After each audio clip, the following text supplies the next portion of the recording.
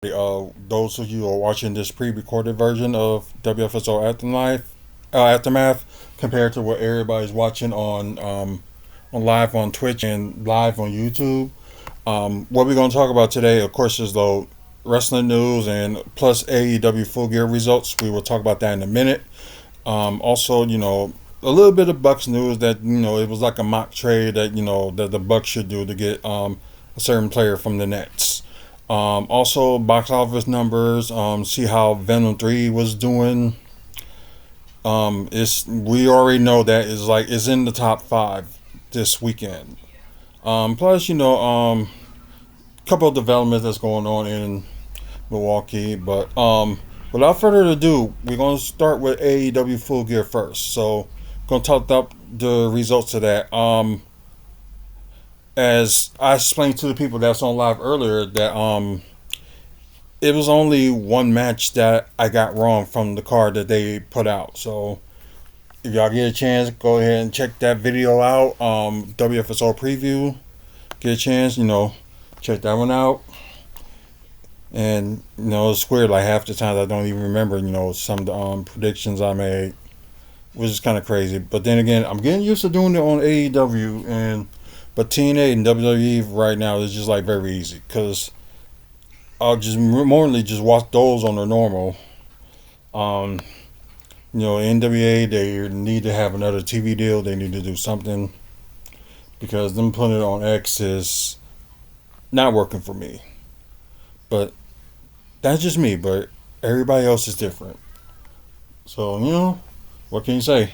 Um, we got let's see. This was the match that they did like the last minute. So they didn't tell nobody. They just had it. So it was Anna Jay versus Deonna Purrazzo. 1-on-one match with I think with Talia Valkyrie was on her corner. But from what I read, Anna Jay did win. So Anna Jay won that match.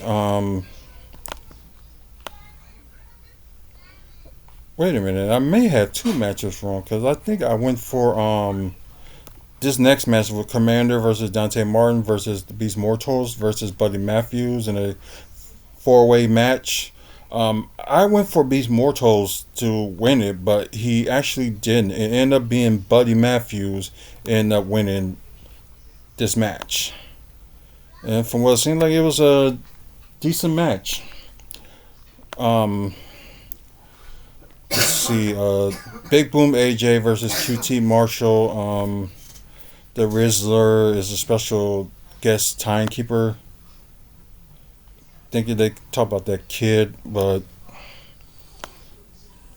I don't know. It seems like everybody's getting like YouTube and TikTok famous, but some of them for the wrong reasons. But just my opinion. Big Boom AJ did win the match as I predicted. Now on to the main card and all the main stuff. Got Private Party defending against the Outrunners versus the Acclaim and the Kings of Black with Malachi Black and Brody King. So it seems like the match should end up interesting, and I like to kind of set up have up like Private Parties like backs against the walls in this match. So I like that concept. But it seemed like it was another good match, but it seems like it ended kind of a little bit maybe quickly. I don't know, but that's just me reading it. But as I predicted, this Private Party did retain, and they just won the tag titles like weeks ago. So what's the point of them, losing it like now? But like I said, there's some, storylines that they try to make have like transitional champions and have them lose it in like in a month, which don't get. But anyways, Roger Strong versus MJF.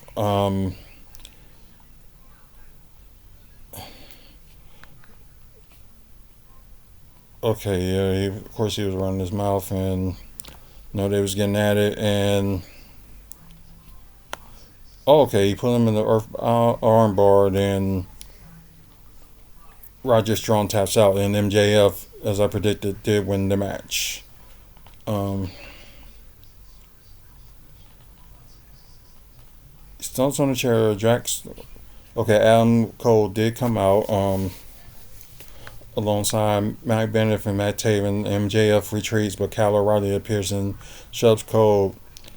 Taven and Bennett look to help Cole, but Cole gets himself up as O'Reilly helps Strong to the back.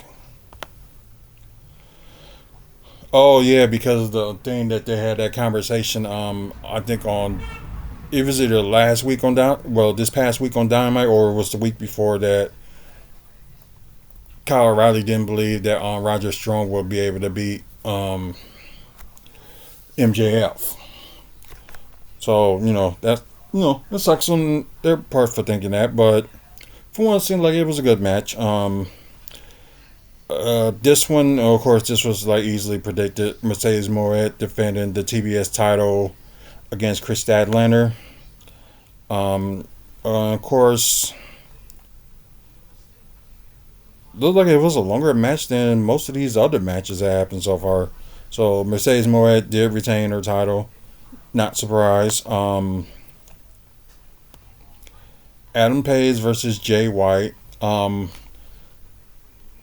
I think this was the other match I probably got wrong.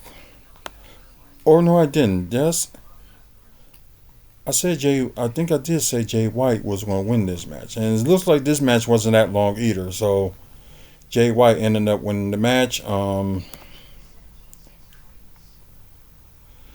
after the match, Page clocks White from behind.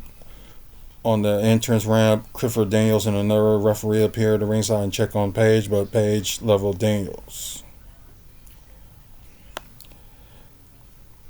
Yeah, it looked like his character's like going off the wall, so that's interesting. Um, I think this was the match I ended up getting wrong because I thought Will Ospreay was going to win it, but it ended up being Kyle Fletcher ended up winning this match, and I did saw like a little peek of this match. That tombstone on the stairs from the corner of the ring. I don't know. That's just some level 2 type stuff. And like what Ospreay did do, like I think he jumped over the stairs and did a hurricanrana on Kyle Fletcher. So for what it seems like it was a very good match. But yeah, yep, Kyle Fletcher won this match, and it was like I said, like don't be surprised because maybe they had to separate him being like different from Will Ospreay. So I guess they try to do that. So after the match, Mark Davis run down the ring to check on Ospreay and helps him up. Then this Champagne Championship celebration, which I don't get why they was doing this in the first place. Make no sense. And it ended up seeming like Mariah May was going to betray her anyway, so that's what happened. But Nina ended up seeing it right away and just duck her she tried to hit her with a bottle. She saw her, she tried it anyway and ducked that and kicked the bottle out of her hand and spear her onto the table. I'm sorry, but this was not necessary. It was not necessary for this move. For them to do this. This should have been like done on Dynamite, or Mariah May should have had like a. Because I know she had a match like on Collision, I believe, a few weeks ago, defending her title. But why not have her defend this title at Full Gear? Then after she win or something like that, then Mina, Mariah can portray Mina and do something wrong, or they could have had this same scenario that Mina counter it and spit her to the table. I don't know, but I understand why some people be like, storylines with AEW like just don't make sense.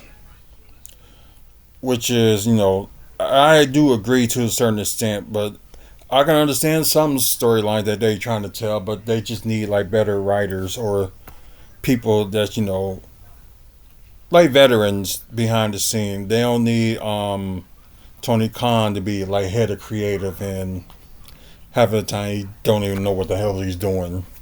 So, and I know I met the guy, and yeah, it's just one of those things that he just needed to not do this match. Well, not do that segment, not the match, but the segment. You should not do that segment. Just very poor. Um, Jack Perry defends the TNT Championship against Daniel Garcia, and I'm glad Daniel Garcia finally got a title. I'm about to say he should be rewarded with something after he resigned with AEW. So yeah, winner and new champion Daniel Garcia. So thank God for that. And I think from what it looks like, I think that's the only title change they had. And sorry to kind of spoil it for y'all, but that was the only title change. Um, Ricochet and Konosuke Kashika for their international championship, and although the match seems good and all that, but yeah, Tashika ended up winning the match, and he retained the international championship. Now this match, Bobby Lashley versus Swerve Strickland, it's kind of predictable because although Bobby Lashley didn't have like his full match last week, but just needed to have a win at least on his debut. So he did and ended up winning the match. Let's see. The Hurt Syndicate dumps Nyla inside the ring, and Lashley clinched the Hurt Lock on him. Okay, so that's gonna be that's probably gonna keep on going down the line, and this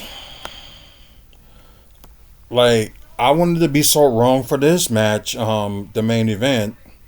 I wanted to be so wrong and like have Orange Cassidy win the big one, but it didn't go that way. So I know John Moxley and the crew just keep on teasing about this big thing that they're trying to change AEW and stuff like that, and don't like how it's going. It's I don't know. I'm thinking hopefully at the world's end it just don't keep dragging. I hope the world's end it will end. This.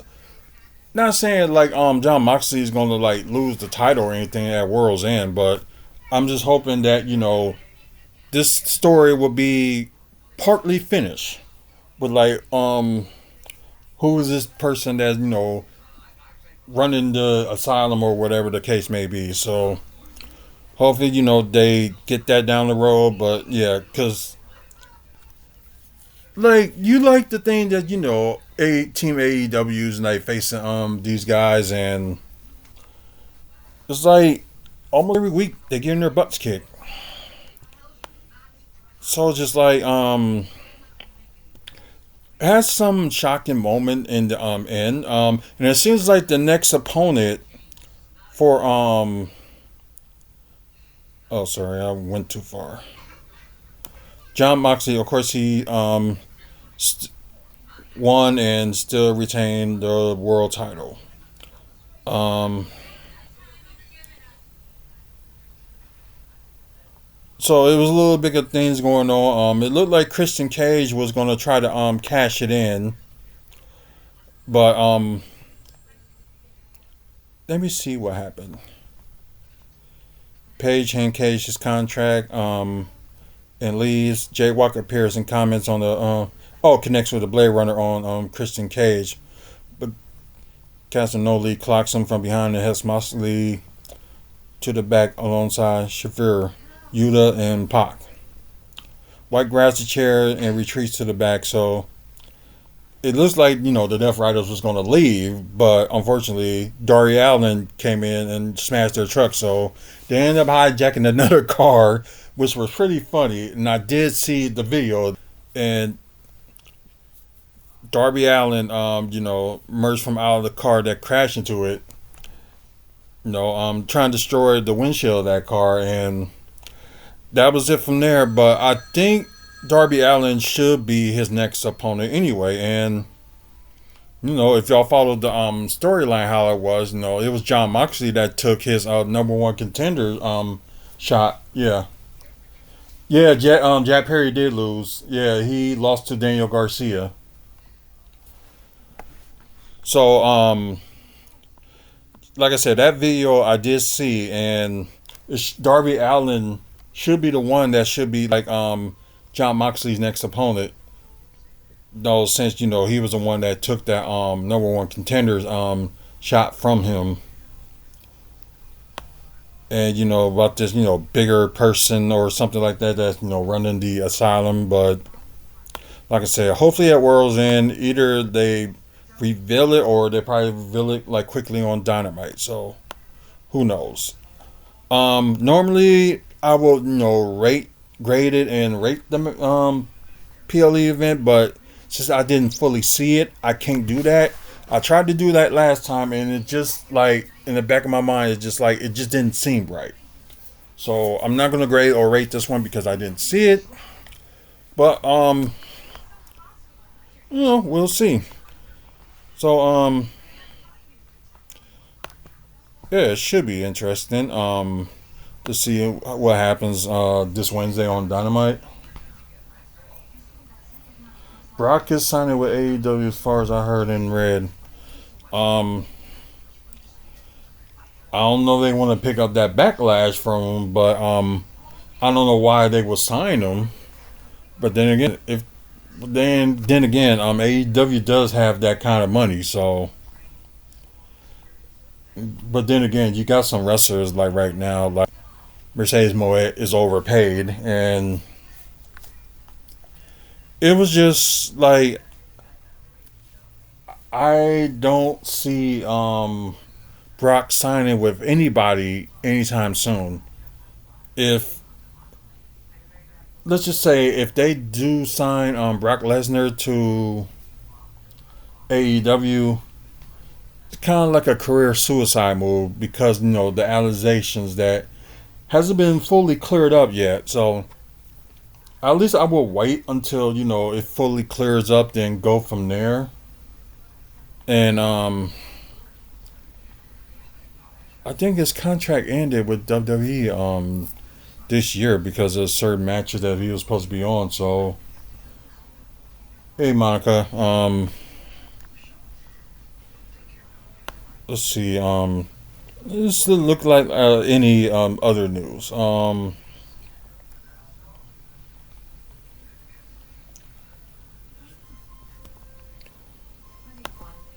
Let's see. Trying to see if there's anything that's like worth it.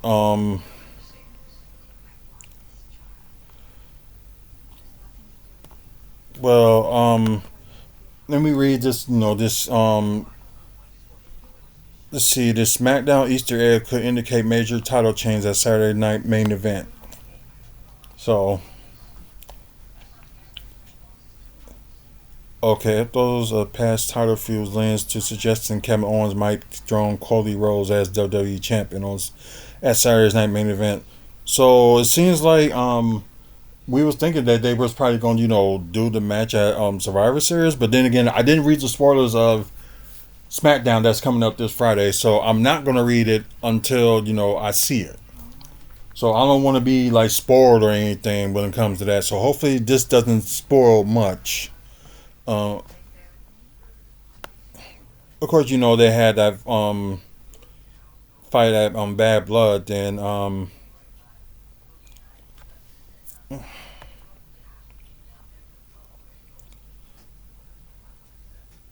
Let's see.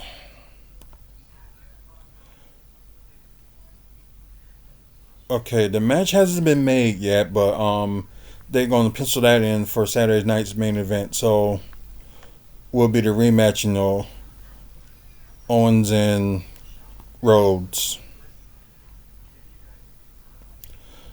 So I guess they just end up seeing that there's a big chance that Cody Rhodes will end his reign at this Saturday night main event, which I can understand, why they can get this sentiment and this point from for thinking that Kevin Owens will win the WWE title, but the problem is like his contract is going to be up. I think sometime this year his contract was supposed to be up, but that's what I read. But then again, you can't believe everything you read. So only thing I'm thinking that they made like renegotiate his contract and probably behind the scenes made it quiet. But then again, some of these dirt sheets could be wrong anyway. So he'd probably be still on the contract by the end of the year still. But like I said, dirt sheets. Some of them you just can't believe. Um, let's see. I think there's a few more news that I want to talk about before we move on to the next subject. Um, Backstage update on Stephanie McMahon's WWE status. Okay, I'll read that. Which we know, she's not with the company, because she stepped down when Vince McMahon came back. So while she appeared at some WWE events over the past few months, it doesn't look like Stephanie McMahon is returning to the promotion in no official capability. So according to PW Insider Elite, the former co-CEO doesn't have a role at this time of this writing. But she has been spotted at WWE's office lately, suggesting that someone could be cooking behind the scenes. It remains to be seen if McMahon will return to WWE full after resigning from her co-CEO position last year.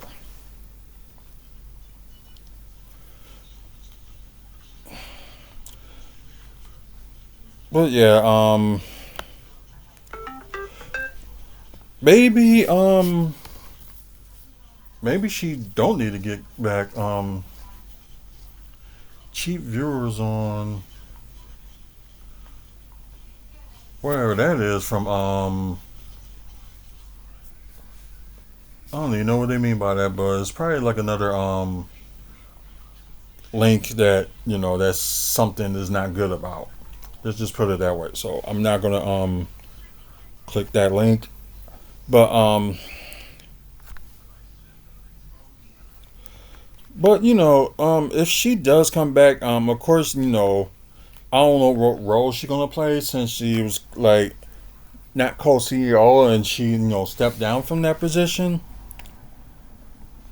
But I don't know. Maybe maybe TKO would have something for her. Maybe be part of the board of directors or something like that.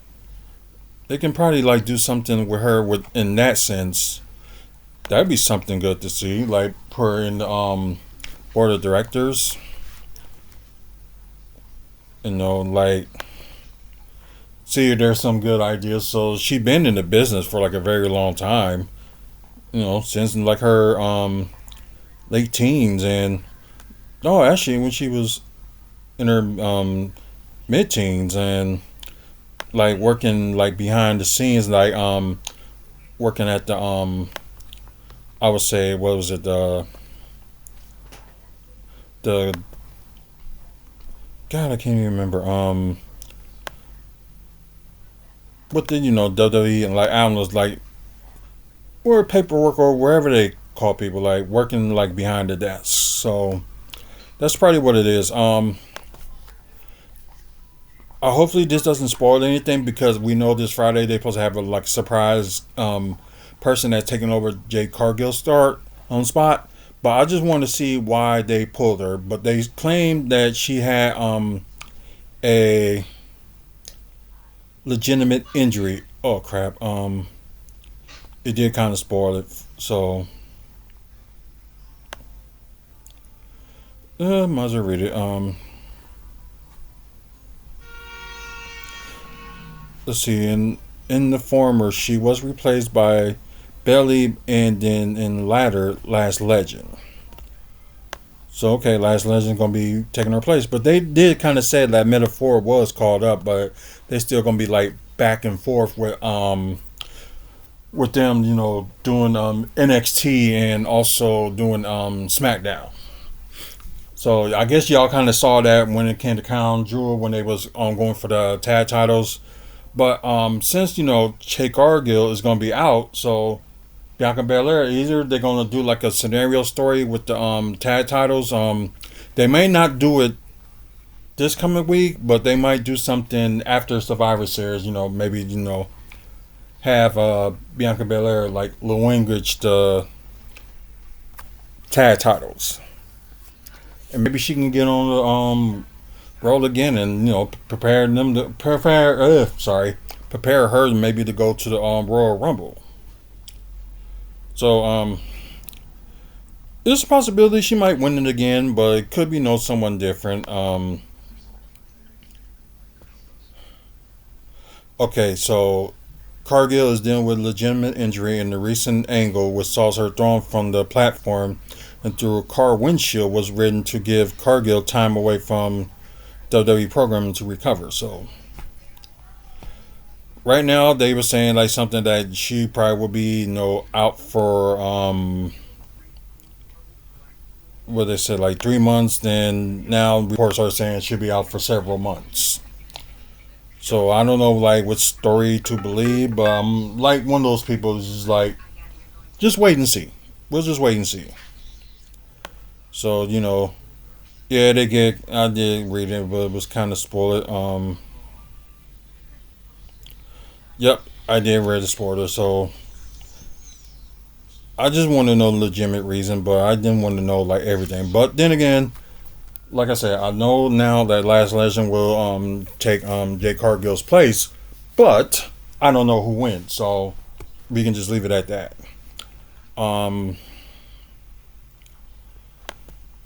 Yeah, I don't want to know as more as I know, so, and probably what some of y'all have saw. So I apologize for spoiling a little bit of this Friday's SmackDown. That's normally not my thing, but I saw it on there, and I just wanted to know like what update they would have on Jay Cargill's injury. So yeah, got baited in a way.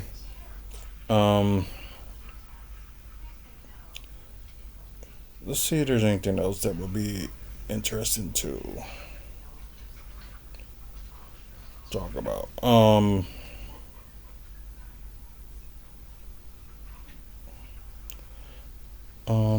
Yeah, we know about that. This past Monday's Raw was pre-recorded too. But at least this Monday on Raw, it will be live. So why not? There'll be the go home show, before Survivor Series. And as for this pre-recorded show this Friday on SmackDown is a go home show for that too. At least the day before Survivor Series. So Kathy Kelly expects these NXT wrestlers to be breakout stars on the main roster. So I wonder what her pick is.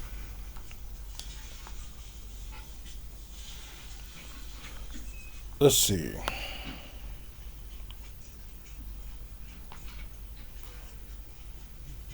Of course, yeah, we know that. Oh, she had a recent interview with Before the Bell, and I'm wondering. Let's see. Oh, it's a tie for her between Cora Jade and Roxanne Perez.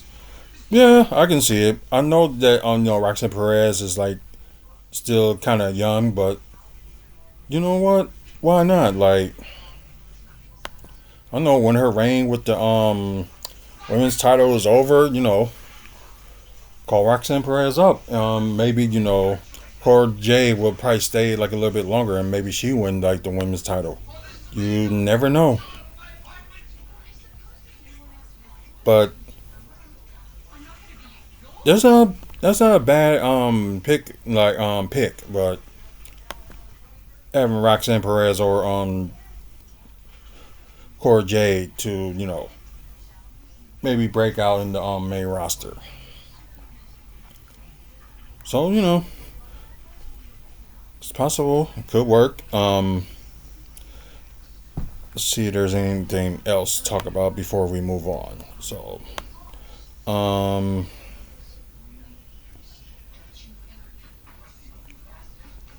all I, um as y'all saw, but before we do move on, there's something I want to talk about. Of course, what happened, this past Friday on SmackDown. That some people didn't understand the story with like CM Punk being the fifth member with Roman Reigns' team, and they think it didn't make sense. And of course, with you saw Paul Heyman's return, and he says it's gonna be 5-on-5, and CM Punk came out. So if people that don't get it, that CM Punk and Paul Heyman had history. Same thing with Roman Reigns and Paul Heyman had history. I know they were saying, Brock Lesnar probably would have made more sense if that was the case, but CM Punk was a Paul Heyman guy too, so it would have made sense either way if it was either Brock or CM Punk. So probably this Friday they might end up clearing up more about it and go from there. But for people that's saying that it doesn't make sense, be patient, because I think this Friday they're gonna explain it and go from there.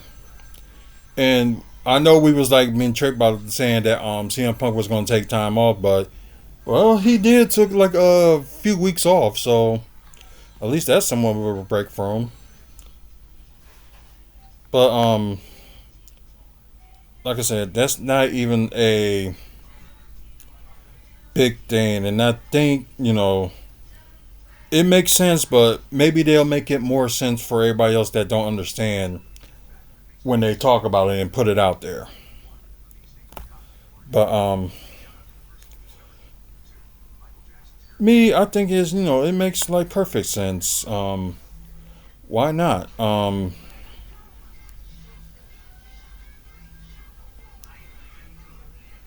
Let's see.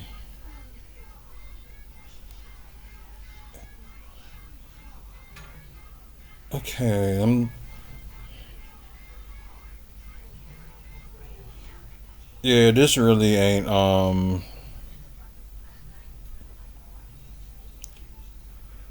nobody want to hear about Disco Inferno. Dude been like somewhat of an embarrassment to all wrestlers by some of the crap he been saying. It's just crazy.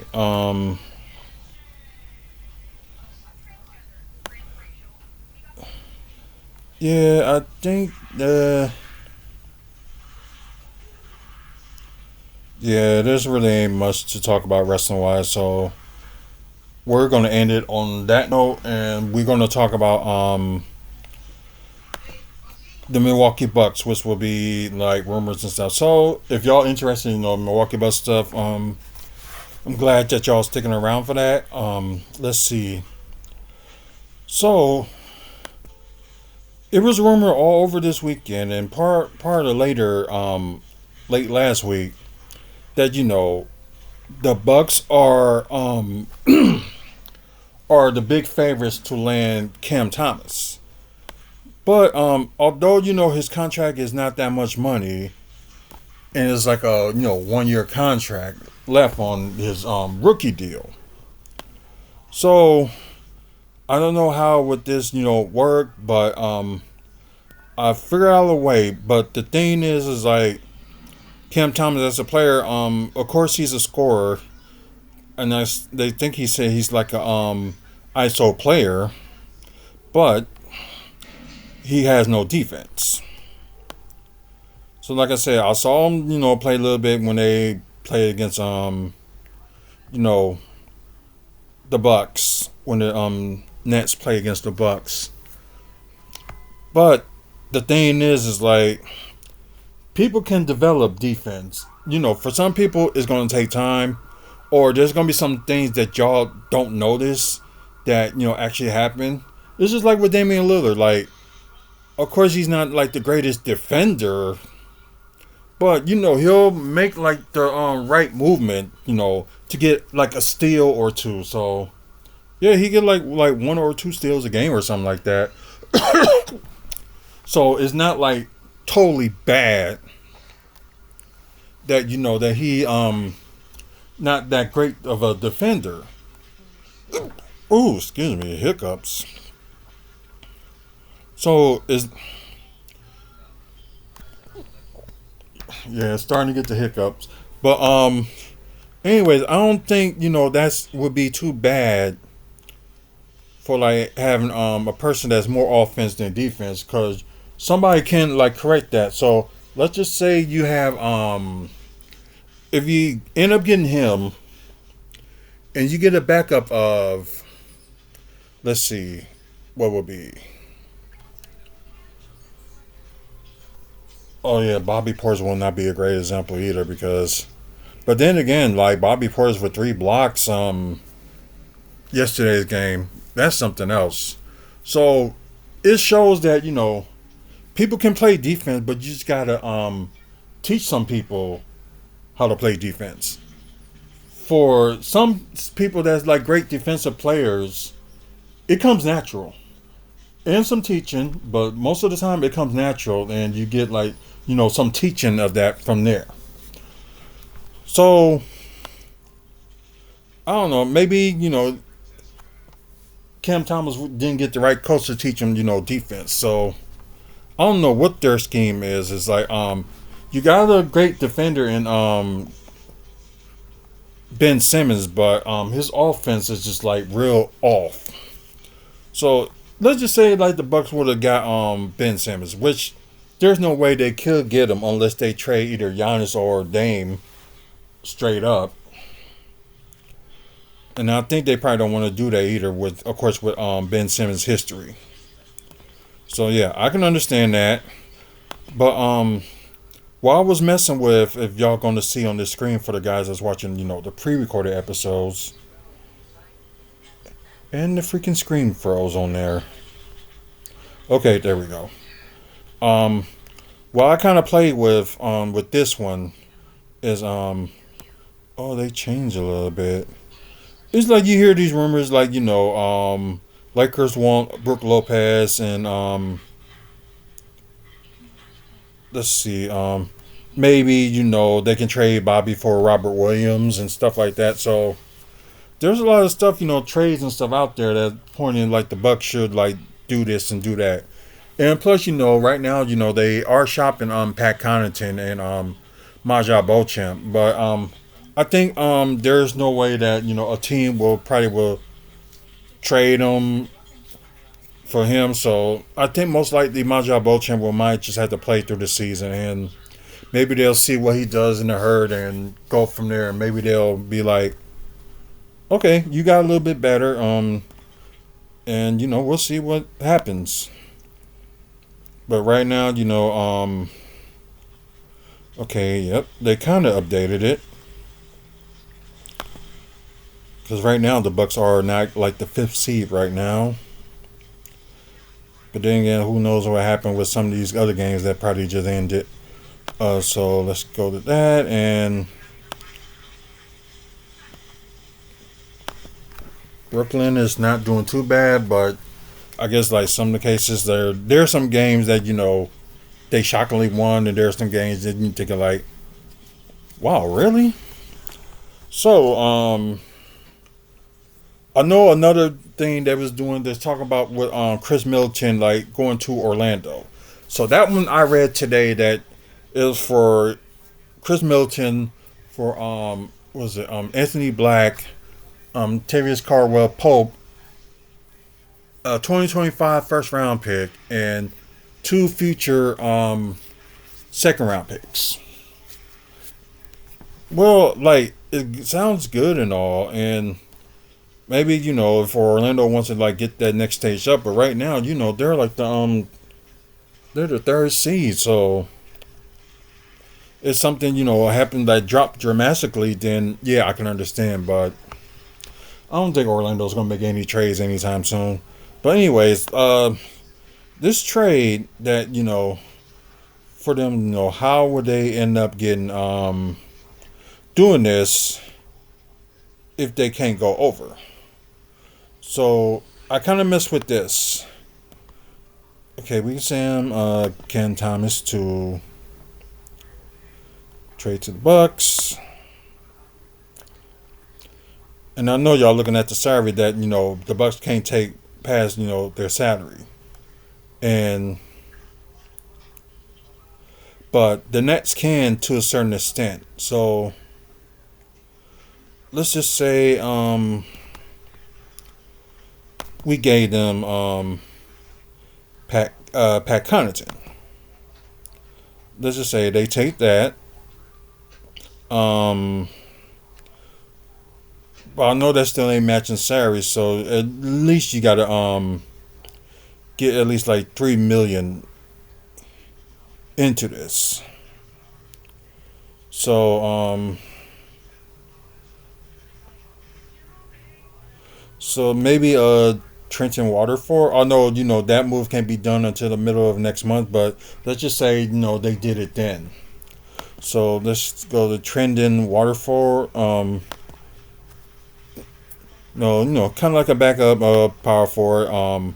Or you can probably play him as center and have Bobby Porras to stay at the backup power forward. So let's see, 6 million. And let's get them.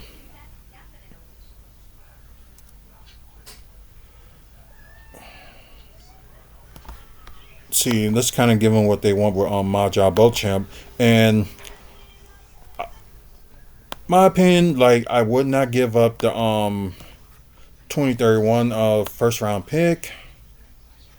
I would not do that. But what I would do is give the Nets. Only thing we can give out right now is the 2031 second round pick. So we can send them that.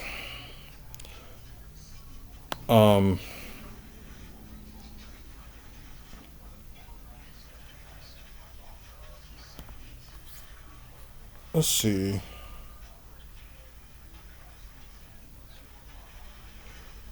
Let's go to the roster. 10, 11.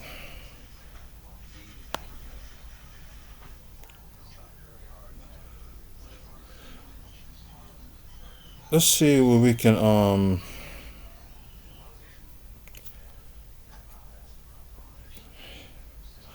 I don't think this will work because I think like the Nets will be 4 million over the tax, but I don't know if they actually will take that. But let's just try it anyway. It was something like this that I did, but I think it was something different. But let's just try it this way. Only reason if they say like fail because of yeah. The only reason that it failed because Trenton Watford cannot be traded until December 15th. So most likely, and otherwise, the trade will work. Bucks get to share salary cap, and they have my job Beauchamp for a year, and after that, they can you know, cut him out, or if they want to release my job Beauchamp early, they would still cut some money. But I would say they could do that with Pat Connaughton, but he will have a player option, and maybe they can try to do something like that. But otherwise, besides they had to wait until December 15th to do this trade. But you have your big man, another big man that you can use, and you have Cam Thomas. Either you want him like if you get like a defensive guard like to put him like Ryan Rollins, or I know everybody's not heavily on Deron White, but he's like a he's like a decent defensive guard if you want to have him like a guy him as a backup point guard. So probably be like a defensive guard if whenever he gets stuff going on. So we will see. But only reason that will fail because Trenton Water. Same amount of wins for both teams. But the Bucks will be better offensive, but a little but down defensive. Same thing with the Nets. They'll be better defensively, but horrible offensively. So okay, let's close this one, and we're gonna do one more with the what they said with the Magic. So okay, yeah, Magic's the fourth seed. I thought they was the third, but then again, just haven't been updated yet. So okay, good. They canceled the trade for me. So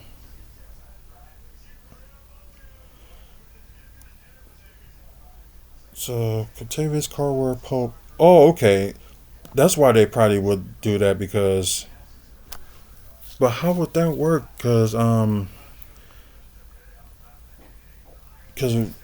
Orlando got a roster spot open and they're 20 million under the cap.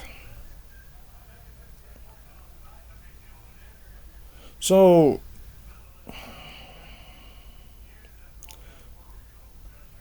let's see what will work. What will work?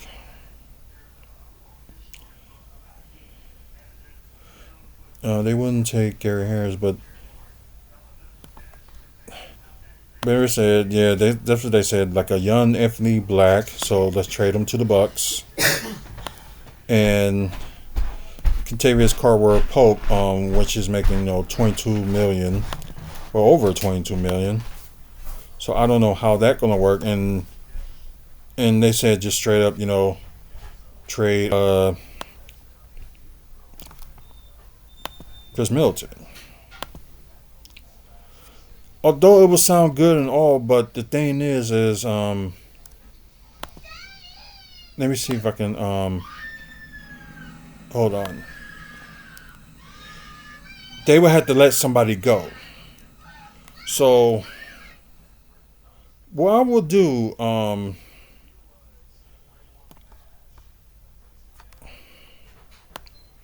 let's see, they would be 19 million under the cap. So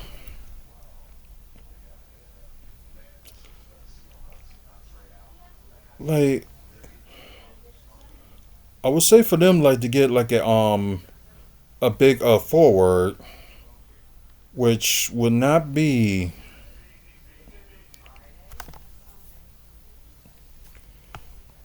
Let's see. So six. Maybe they can get him as like a backup center, or I don't think they're gonna get rid of any of the Wagner brothers. They're not gonna do that. And Jonathan Isaac would not work either. So um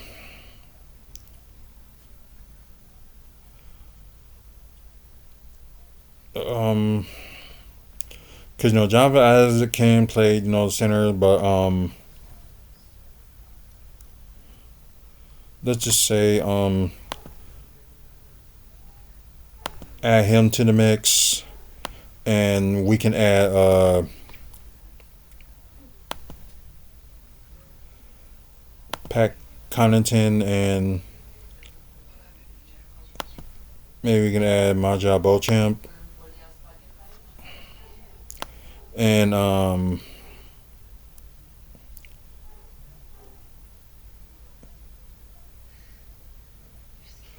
they still would be like under the cap. So regardless, so they can still, if they want to sign somebody like in the all if they off season whatever, they can do that. But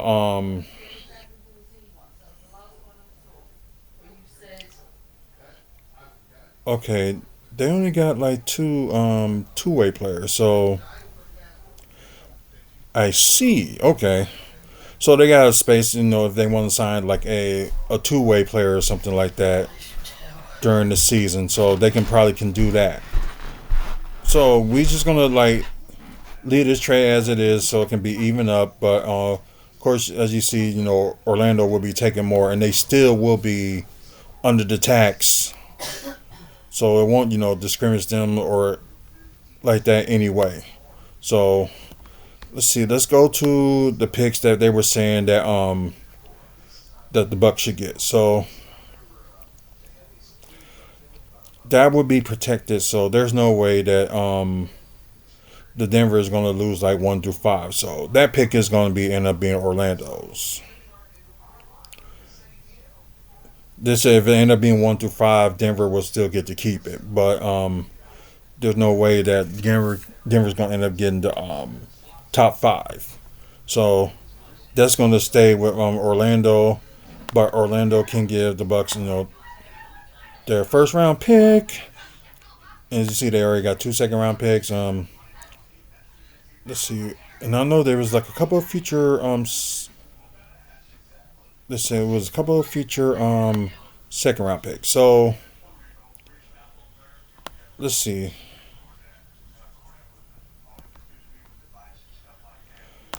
Let's see. They give like their the pick they got from Boston, their second round pick of 2027. So that will work out. And let's see if we can get like a.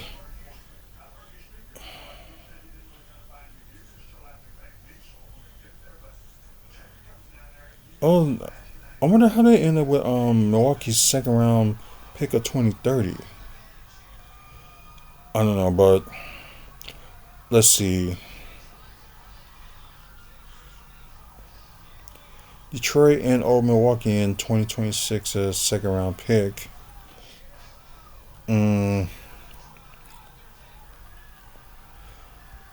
let's just go with 2029 second round pick.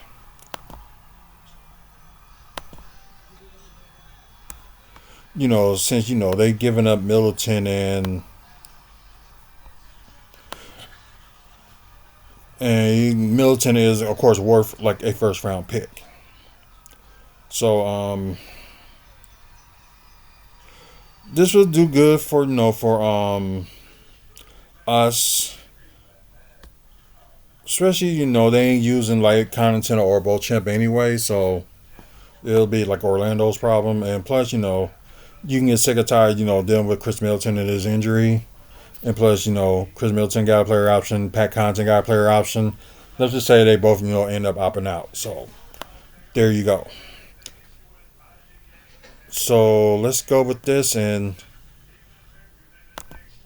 the only reason this probably won't work because of, let's see. Okay.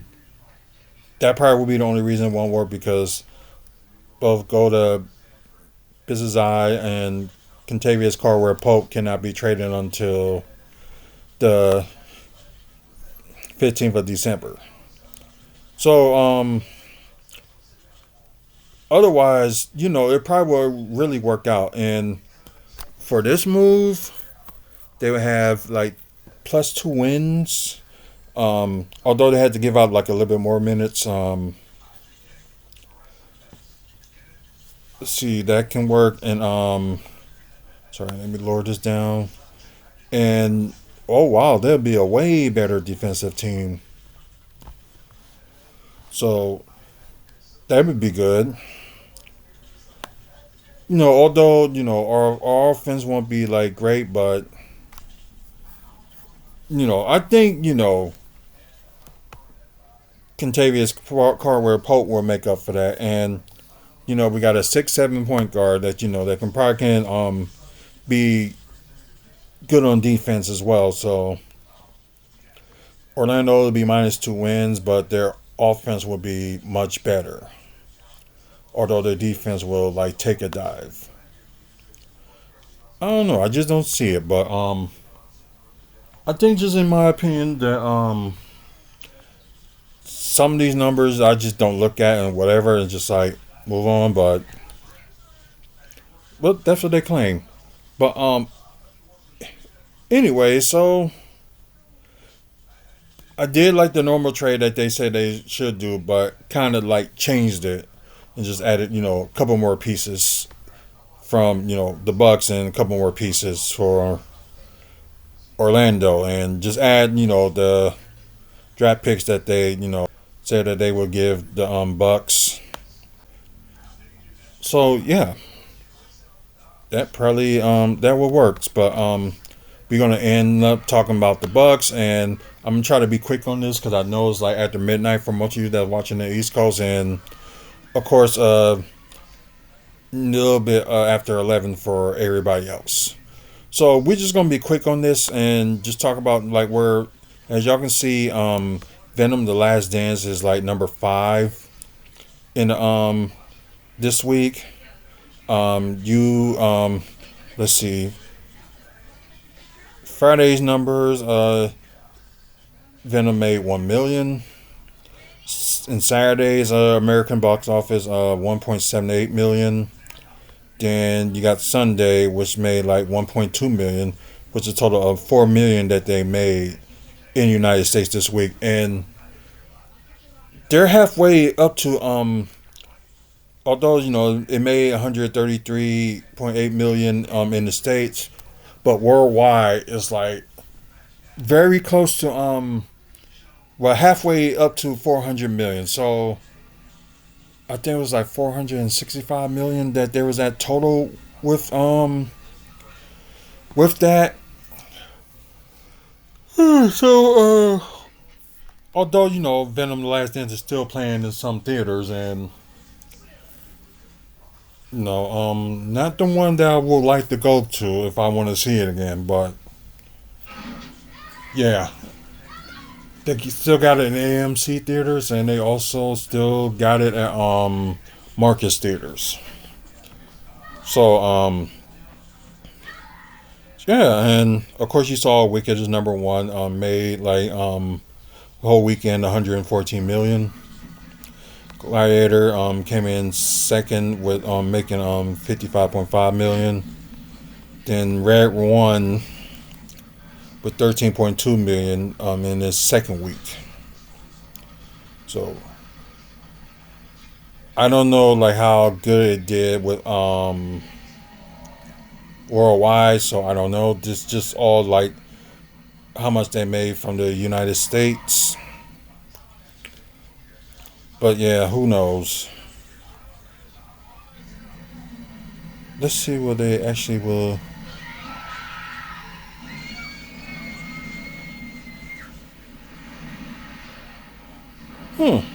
Okay, this must be worldwide. No.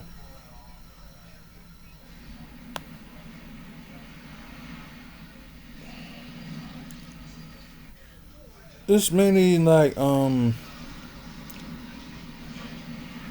don't know. I'm not gonna pay attention, but anyways.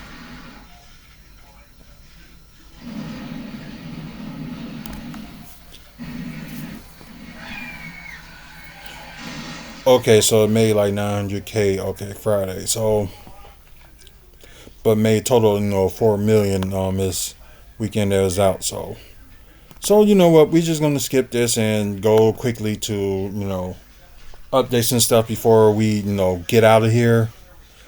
Um, there we go. So this is Milwaukee development part of the show. Of course, Marquette is gonna have a new wellness and rec center. They said this is gonna be done, it's gonna be open by January 13th, but it will be done early in January. So maybe like a few weeks before they open it. So according they say that it's time, just in time for the spring semester. And let's see, of course you see like a little bit of the photos from earlier this year. So yeah, they were saying this was like a 2-year project. It didn't seem that way, but I guess you can we'll just go to photos and take a look like at the outside and inside. So for them, like I guess they like really like almost done with it. So they probably just got to do some things, around there. So that's there's that, and if we can go to next, let's see. Okay, how the side of it looks. Okay, that's that one, and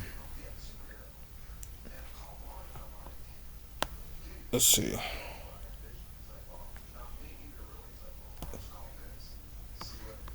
Oh, feature Lovett Strong Center. Oh, okay, that's what it's called. Okay,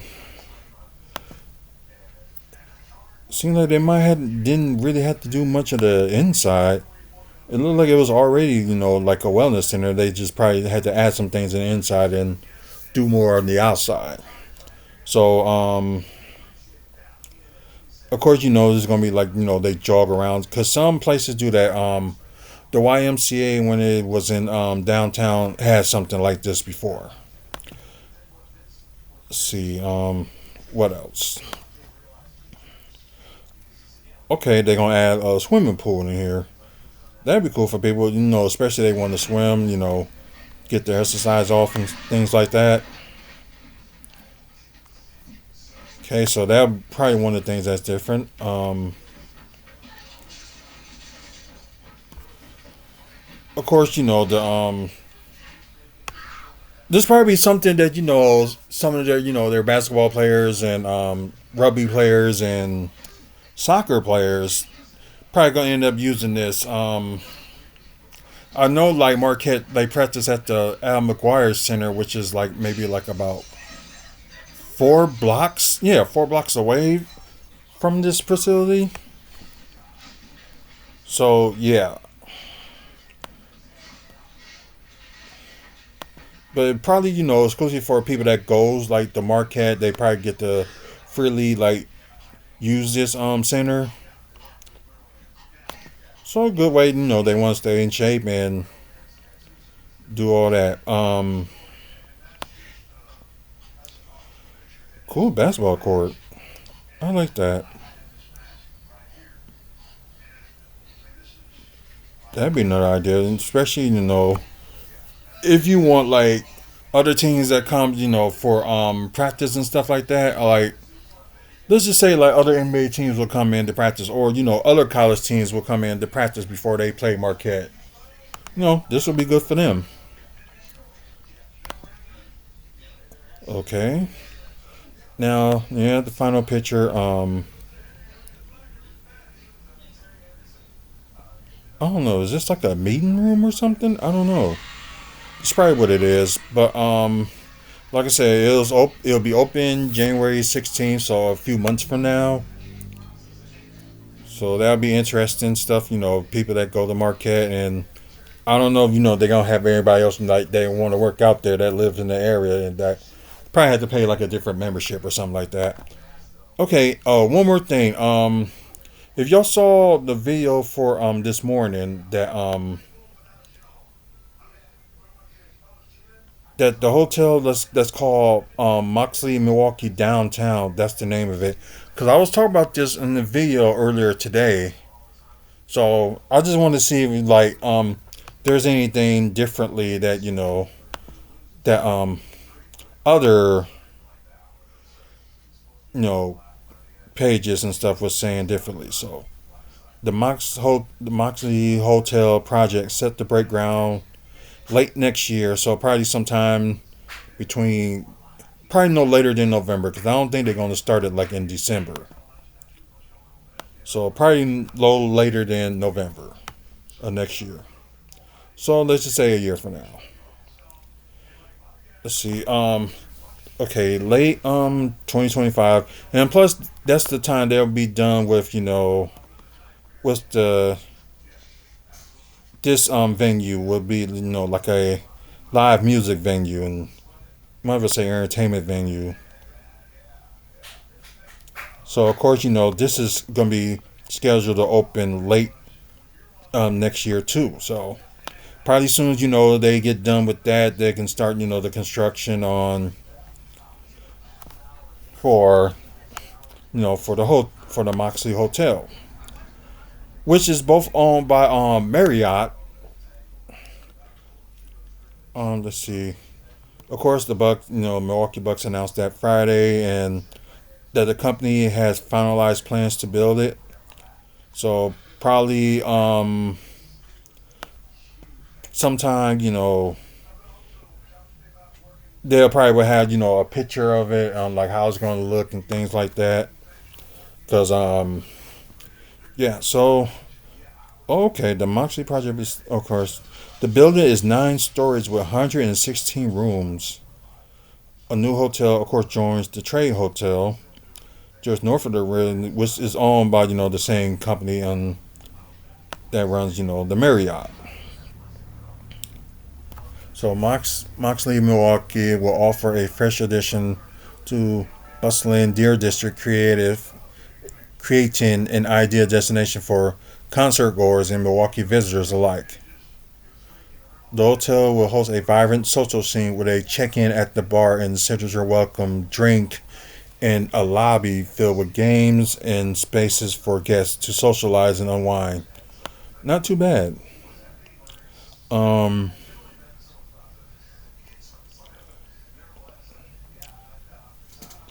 it just okay. It just mainly just saying the hotel plans first surfaced in fall of 2023 in connection with the Novi venue, which they was talking about it for like few years for to get this venue done, and it's like a one setback after another. Then they had to downgrade a little bit, and now with the venue, they changed it from like being a two venue thing to like one, and just made it like a little bit bigger. So I think it's like up to I think 1,200 people can sit in this venue. And I know there was some complaints about like the Turner Hall building that's right across the street from here. Complaining about this venue maybe taking like stuff away from them. But the thing that certain places don't realize that you like Turner Hall building, they do host like wrestling and stuff like that at times too. But it'd be good, you can have a venue like host like wrestling here too. Like maybe like you see other stuff like game changing wrestling or TNA wrestling, finally coming in here, and like because TNA hasn't been here yet. They've been in Wisconsin, but they haven't been in Milwaukee. Or you can have something like let's see, if they want to do smaller venues like what NWA would be another thing too. Like I don't know how long it's been since NWA has been in Milwaukee, but I'm thinking it's probably a very, very long time. And this like the venue could work out for people, and especially people that decide what they go to the hotel, the Trade or the hotel that be next by this venue. It would kind of help them a lot. So why not? Um, but okay, this is mostly just saying like the same thing, but I just needed to. But I was saying I was gonna get my thoughts on it, but like I said, we do need more hotels, so that would be a great idea, and especially trying to get like bigger conventions going on, and there's always other ideas that they got from another hotel that's gonna be nearby. That's if y'all know where the Hyatt is, Regency Center, it'll be supposed to be one across there, which they just looking at the final statements and stuff like that. But let me see if there's any update on that before we move on. So where is it? Yeah, hotel development. So yeah, it's still in the final planning, and as you can see, 155 rooms they will have. Of course, the Adams Hotel being still in construction. So that one's supposed to be done. I think next year, I believe. Then you got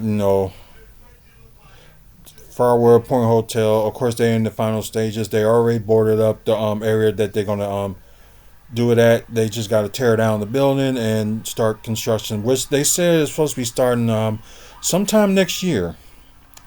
But we'll see. And that would be like 130 rooms, so that's is well needed. Then the High Life Hotel, which will be on the south side on 6th Street. Oh, that one will have 32 rooms, but they still being announcing that pretty soon. So we'll hopefully sooner or later we get upgrades on that. And but yeah, all they saying like they already got the plan for that's what I mean by upscale. They already got the plans for it, so they just waiting on the other planners like if they want to add something else to it, or they have to wait to like all these places did get approved by the committee. I guess I guess financial wise, they probably just had to take that next step and stuff like that. So I think that's what it is. They financially had to get their money together and start on it. So let's say it'll be interesting. Like I said, more hotels for an area the better. Especially you have some of them like being in competition with each other, and maybe they can lower down their prices because they can see like this hotel is like getting more people because they're low prices, so maybe we can go lower and work on that. So let's see if they have that no, they don't have that part on there. So okay, before we very close, because I'm actually going to end this by 11:30, so the pre-recorded will be out there at least. So let's go to business, and we can cut that one, and then to see if I can find like the updated plans for like Milwaukee. So you're not from Milwaukee. If you want to know about the things that's going on in the Milwaukee community and stuff like that, you can check out JS Online. So that's the Milwaukee Journal Sentinel. So let's see if they can so there we go. Land and Space Development Database. So mainly this one we're going to be more focused on downtown than like anywhere else. So let's do downtown. So you see, a lot of stuff proposed, some under construction, some approved, and some construction's complete. So we're not going to go to the. We might go to. We'll just. I wouldn't click on it, but of course that's just like apartment buildings that's already done. Let's go to proposed first. The Iron District, of course, which they claim they're gonna be done by 2026, and I don't know if they're gonna be able to get this done within over a year and a half. But because they saying like the team is gonna be under the major soccer league. Is it the US SL or something like that? That's the development league, but under the major soccer league. So hopefully they get that done. Of course around there they got the Michigan condoms or the apartments and stuff that was done this past July. So plans for the indoor concert venue were dropped. So they probably gonna still have that the hotel that's supposed to be here, but they're gonna drop the concert venue. I don't know, but maybe some places will end up doing some developments and stuff there. So you never know.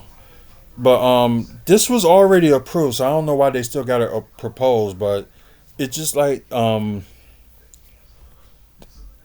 the company just got to really like get their money together. That's basically what that is. Let's see, 100 East. Okay, the 100 East building. Gonna be like it's mainly gonna be like apartments. So some of the stuff like Gruber Law offices and Wells Fargo is gonna be leaving that building since construction on the inside. This mainly is just gonna be construction on the inside. So that's supposed to start sometime next year. So I don't know why it's still proposed, but it's been approved for like weeks. So this one we don't know when this gonna be done. Lakefront Gateway Plaza. So they got this. See the picture of it. Winter ice skating rings, trees, benches, paths, and stuff like that. So we don't know when they're gonna get approved for that. We do not know. Just put it like that. Yeah, nobody still haven't bought that building yet. So they were saying they're gonna have idea for that, but put like apartments or possibly a hotel. But I think a hotel, especially that size, you can like all you gotta do is work in the inside of it and just like do the rooms. That'll be easy, and plus estimated cost 90 million. So why not? Let's see other proposed Marcus Center parking garage development. We already know we got the Ellison apartments going to be started construction next year, and it's mainly what they're going to do with that parking lot at the Market Center, which they're probably going to tear that down, and they're thinking placing it with like an apartment tower, hotel, office building, retail space, and stuff like that. So yeah, that's the plan for that one. Okay, we already looked at that one, and yeah, another thing that's supposed to start construction next year is just Deer District Apartments with the MATC athletic facility. So yeah, it's already. I don't know if it's like fully been approved, but they say it's supposed to be done it. But if you saw like other reports lately, probably was on earlier today's video too that they're gonna I think the apartments they're gonna like store it to like from 5 floors to 7 floors, and of course the square foot of it is been widened from 26,000 to 40,000. So yeah, we already know that's gonna happen. It's just like the matter of when.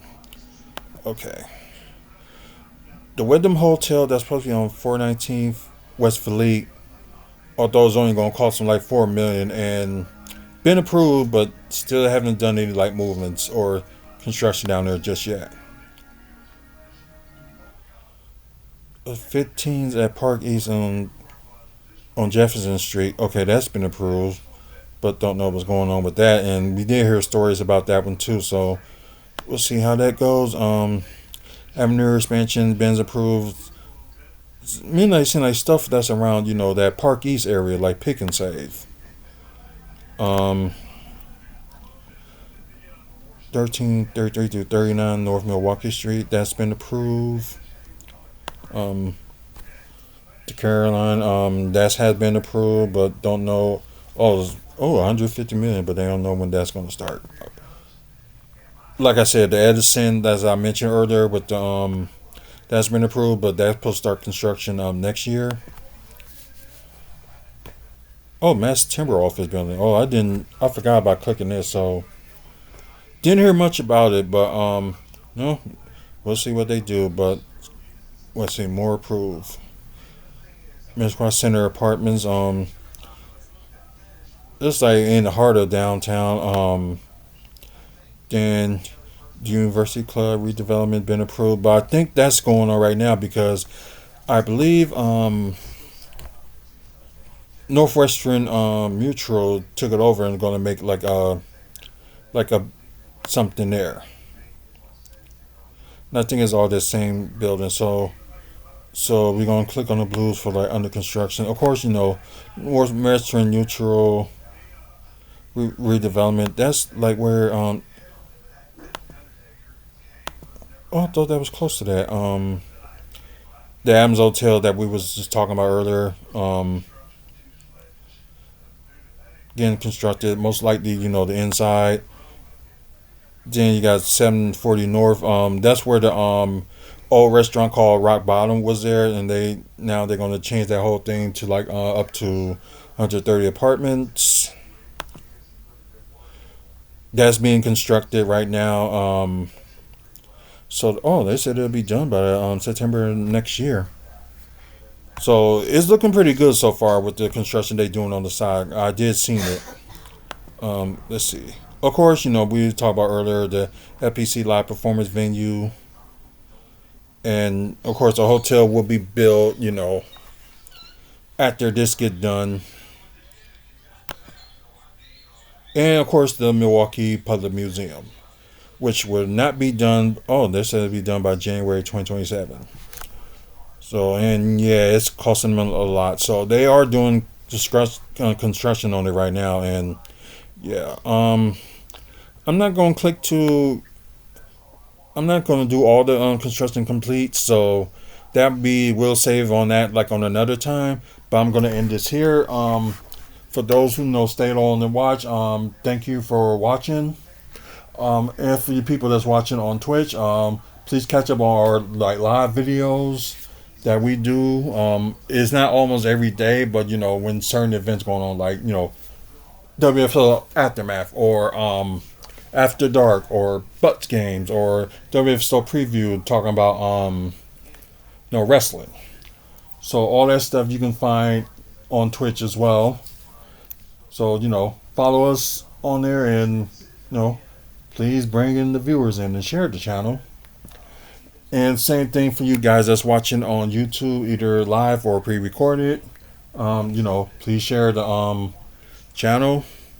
We got like content, like all the content that we were talking about today. That's what we talk about on this channel. So please like and subscribe. And thank you for the person that subscribed already. We're already, Mother said we're over 400 subscribers and trying to at least get to 500 by the end of the year. Hopefully we can get there. And plus, over 2,200 videos. Why not? There might some content that you might like and some upcoming content that you might like too. So we do got the top 10 on here tomorrow. Can't remember which episode it is, but you go on to the YouTube channel of WFSO, you'll probably would know on there. Of course, we might do a Thanksgiving Eve edition of WFSO After Dark, but we may not talk about much on there. We might just talk about just like some simple stuff, like maybe a little bit what's going on in wrestling and kind of the same thing we talk about here on Aftermath, but at an earlier time. So it'll be 10 p.m. Eastern, 9 p.m. Central. At least it'll be like right after AEW Dynamite. Also, on Thanksgiving Day, if you don't want to watch football or anything like that, we will have like, or after you want to watch football, let's just say that, like on 9 p.m. Central, 10 p.m. Eastern, we will have like 2 episodes of WFSO exclusive. You get to see 2 matches and 2 episodes, 2 matches. So why not? So it's just from this point on, starting Thanksgiving, you're gonna see like 2 episodes of WFSO exclusive on Thursdays. Then you got our Christmas Day special. We're gonna try to do at least like 4 matches on that one. Then and of course back onto his regular day with like 2 matches. Then you got the season finale, which would be New Year's Eve. So we're just gonna do that, that day early, and go from there. So that'd be the season finale for that. So that would be like 2 episodes as well. So you get a chance, please like and subscribe on YouTube if you want to see like more content like that or anything else. Also check out the website for like upcoming events. Also, Bucks photos that we took, photos of wrestlers as well, and all that good stuff. So all you gotta do is check out the website, wrestlingfanspeakout.weebly.com. If you want to sponsor the channel, there's the sponsor page. You can click on the QR code, and you can just like send in like how much you want to send. So if it's like $1 or something like that, you get like a mention on there for like at least a video. So just more information, you can get a hold of us on, WFSO on, here on YouTube, or you can get a hold of us on Wrestling Fans Speak Out Facebook page. Also, you can get a hold of us on X, formerly known as Twitter, and all that good stuff. So I'm gonna end this here. Like I said, I appreciate y'all watching and continue to watch. So until better continue to watch, because if you don't, okay, that's not scary either, was it? Otherwise, the wife will kick your butt. Just put it that way. But until the next video, you guys have a good one, and see you later.